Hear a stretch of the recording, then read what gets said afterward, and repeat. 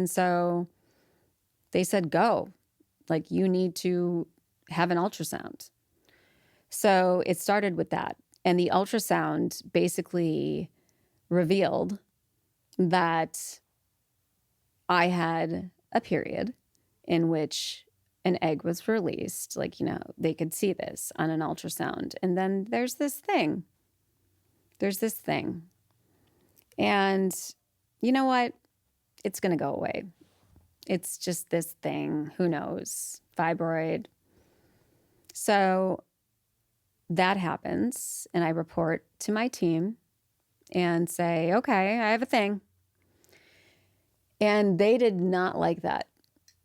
And they also were well aware of my medical anxiety. Remember, I had just gone for blood work for the first time in 3 years. And that was like a hurdle for me. And they just did not like this idea of a thing. And so they encouraged me to get an MRI done. So I called and I requested that I would like an MRI. And you know what? Please hear this, because these are your rights. As a woman, man, you are your best advocate. So I did call and said to my doctor, I'm not okay with this thing. I'd like it to be looked at a little further. So I went for the MRI. It was the first one in my life. I was very afraid, but I'm not coping with that prescription anymore. I felt all the fear. And so many people that have MRIs talk about the claustrophobic. I think I find myself space that is small is actually like I'm protected. So that part of the MRI procedure was 100% okay with me. It was like, what are the results going to be?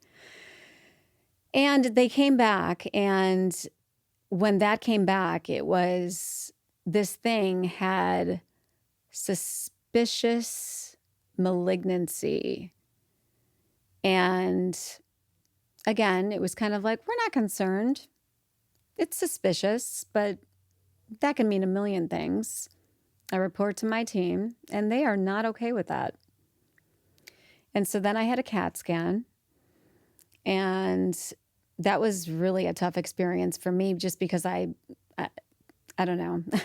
They put an IV in you. They also do for an MRI, but they at the CAT scan, they blew 2 different veins, and that made it traumatic for me. If you've ever had a vein pop, it's really painful. And so that was not fun. And I had that done. And then after all of those results and talking to my team, they advised me to, my team said, you're going to call and say that you want your ovaries and fallopian tubes removed.